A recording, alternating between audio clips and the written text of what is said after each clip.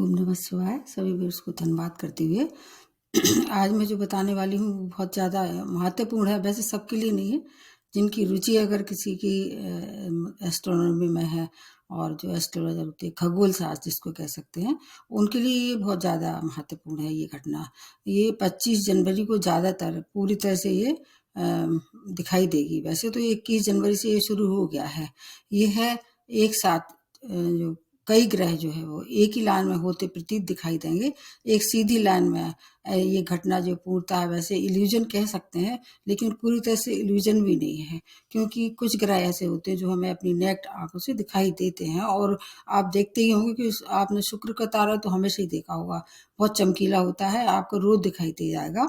वैसे तो हर एक ग्रह की अलग अलग ऑर्बिट होती है और अपनी उनकी जो गति होती है उसके आधार पर वो अपनी ऑर्बिट में लगातार घूमते रहते हैं। इसलिए ये तो मतलब बिल्कुल कहना चाहिए असंभव है कि एक साथ तीनों आ जाएं। जितने भी ग्रह हैं सब आ जाएंगे। हर एक का समय निश्चित है, हर एक की स्पीड निश्चित है। अब उसमें केवल मतलब ये एस्ट्रोनॉमिकली बता रहे हैं, एस्ट्रोलॉजी से इसका ज़्यादा कोई संबंध नहीं है, लेकिन थोड़ा सा प्रभाव जरूर होगा। ये घटना पिछले गत वर्ष में भी जैसे 1953 में हुई थी, उसके बाद 1982 में भी इसका कुछ कहीं उल्लेख है। इसमें कोई सटीकता मानना ना मानना आपको देखना, आपकी मर्जी है। आपको मालूम होगा कि सूर्य के इर्द गिर्द सभी ग्रह चक्कर लगाते हैं और हर एक का जैसे मिलता है दिन फिक्स है। जैसे पृथ्वी 365 दिन लेती है, बुध शुक्र जो है 1888 से लेकर 225 तक मतलब 225 दिन लेते हैं। और बहुत सी शनि है, आपको पता होगा, बहुत धीमी गति से आगे बढ़ते हैं।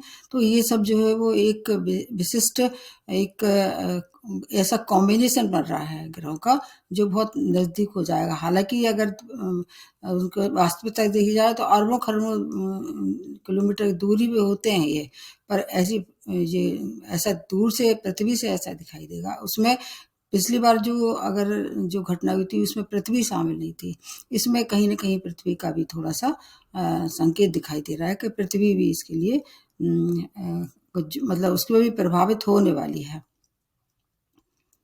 ये सब ग्रह जो वो अपने अपने में जैसे ग्रेविटी, जैसे पृथ्वी की जो ग्रेविटी है उसके लिए देखा जाएगा। पृथ्वी आपको पता ही होगा कि एक ऐसी ग्रह है जो कि मतलब बहुत सारी उसमें एलिमेंट रहते हैं।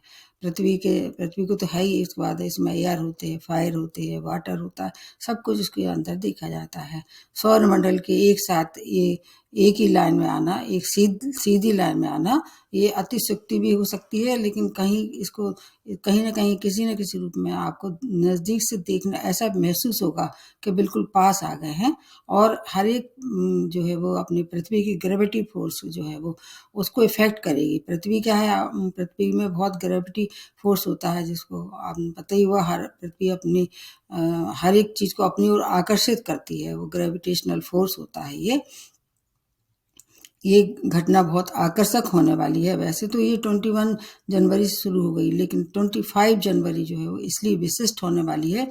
इसके पहले क्या होगा, 4 ग्रह मतलब एक साथ होंगे और उस दिन क्या होगा, जैसे कि अभी उस दौरान बुध भी इसमें शामिल हो जाएंगे। तो इस तरह से शुक्र, बुध, शनि, मंगल और बृहस्पति ये सब मौजूद होंगे।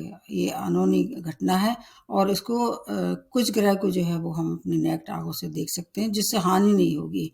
और 2 ऐसे ग्रह हैं, जैसे कि दो और भी ग्रह इसमें शामिल होंगे। तो इसके लिए देखना होगा कि ये 2 कौन कौन से ग्रह हैं जो अपने नेक्ट आंखों से नहीं देख सकते। एक आपका होगा नेपच्यून, एक यूरेनस होगा। तो अब ये अगर आपको पास टेलीस्कोप है, अब इसकी सुविधा है, तो उनके लिए बहुत ज़्यादा चमत्कारिक हो सकता है ये प्रभाव, जो कि इसमें रुचि रखते हैं, खगोलीय जिसको घटना कह सकते हैं।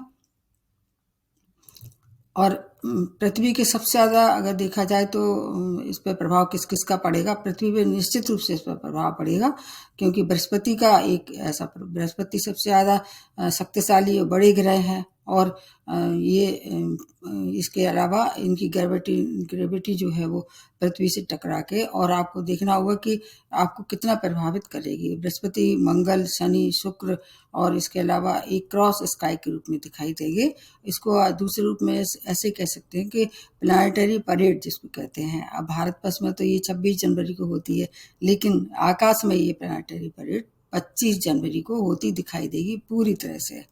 और इसमें कुछ चीज़ों के लिए बहुत अच्छा है, क्योंकि बृहस्पति का संबंध सीधा क्या है, भाग्य से है, विजडम से है। शनि का संबंध अनुशासन से है, और आपका वीनस का संबंध जो है वो आपके प्रेम से है, वैभव से है। और इसके अलावा मंगल का संबंध जो है वो आपके एक्शन से है। तो इन सब का अगर मिला के देखें तो कहीं ना कहीं आपकी एक एनर्जी और एक डिवाइन एनर्जी दोनों का बहुत अच्छा संयोग होगा, और इसमें एक अध्यात्म का भी एक बहुत अच्छा अंश दिखाई देगा। तो ऐसे लोग जो कि अध्यात्म की दुनिया में रुचि रखते हैं, उनके लिए भी समय अद्भुत रहने वाला है। और इसमें मतलब ये लगभग आपको मिलेगा 25 जनवरी के लगभग 1-2.5 दिन तक, और मान के चलिए, क्योंकि चंद्रमा अपनी जल्दी जल्दी उनकी स्पीड बहुत तेज होती ना, तो चंद्रमा वहाँ से हट जाएंगे। और ये जो प्लानिटरी एक्शन है लगभग 2-2.5 दिन तक 25 से 27 के बीच में मिलेगा। वैसे तो ये और ग्रहों को, अगर 4 ग्रह को देखेंगे, जो कि 2 नेपच्यून और उसको यूरेनस को छोड़ के शेष 4 ग्रह जो आपको फरवरी के प्रथम वीक तक, मतलब लगभग आप इसको देख सकते हैं, स्पष्ट देख सकते हैं। यह दृश्य आपको उस जगह ज़्यादा दिखाई देगा जहाँ अंधेरा होगा, विशेष रूप से जहाँ पर लाइट बहुत तेज़ नहीं हुई। तो आप लगभग अगर भारतवर्ष के हिसाब से देखते हैं तो 8:30 बजे रात के कम से कम ये आपको इंतज़ार करना पड़ेगा, उसके बाद फिर ये दिखाई देगा। जहाँ तक है इंडिया के अलावा ये और कौन से उसमें दिखाई देंगे, जैसे ऑस्ट्रेलिया में दिखाई देंगे, अमेरिका में भी दिखाई दे सकते हैं ये। और इसके अलावा जब आपको सोलर सिस्टम का हिसाब से देखें तो आपको कलेक्टिव एनर्जी का एक प्रभाव होता दिखाई देगा। हो सकता है तो थोड़ी बहुत अनहोनी घटना हो पृथ्वी पर, जैसे भूकंप आना है या फिर जैसे सुनामी आना है, क्योंकि बहुत सारे ग्रहों की जो जमावड़ा होगा कहीं ना किसी न किसी तरह से पृथ्वी को प्रभावित कर सकती है, संभावना है ऐसी। इसको श्योरिटी के साथ कोई नहीं कह सकता है, लेकिन पिछली बार जो हुई थी इनका जो इस तरह से मतलब एक साथ एक लेन में आए थे, तो ऐसा कोई उल्लेख नहीं है कि बहुत कुछ हानि हुई हो पृथ्वी को। लेकिन इस बार पृथ्वी का भी शामिल है, इसलिए थोड़ा सा आपको देखना पड़ेगा, अपने संबंधों पर देखना होगा, क्रोध पर देखना होगा, धार्मिकता अपनानी होगी। और हो सके इस दौरान अध्यात्म में अगर आपकी रुचि है, वो अध्यात्म से जुड़ के भी रह सकते हैं।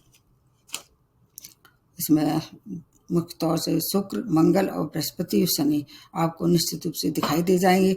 आप किस किस तरह से दिखेंगे, जैसे मंगल और बृहस्पति देर तक दिखते रहेंगे क्योंकि सोलर सिस्टम में, लेकिन इसको हानि कोई सोलर सिस्टम को नहीं होगी।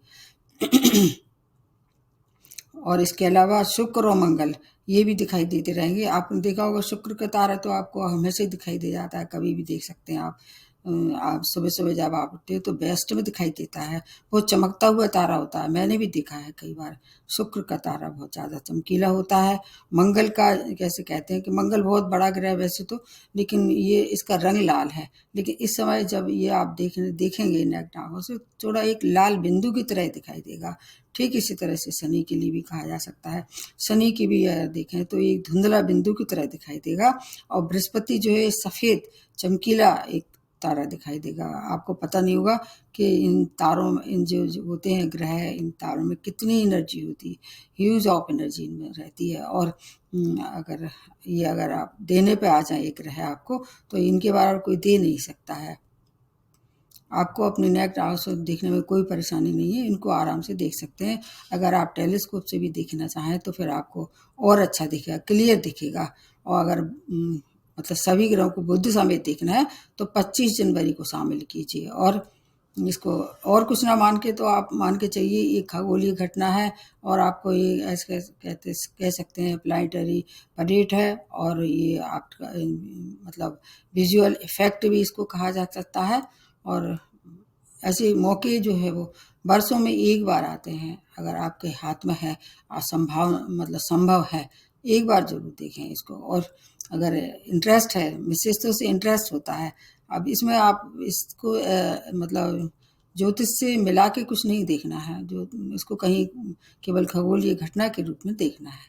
देखिए, अगर आपको इसमें रुचि है तो मेरे को भी कमेंट बॉक्स में, अगर देखा है, आपको कुछ दिखाई दे रहा है, क्योंकि ये दुर्लभ है, तो मेरे को कमेंट बॉक्स में ज़रूर देखिए या मेरे को ईमेल कर सकते हैं। नमस्ते और धन्यवाद।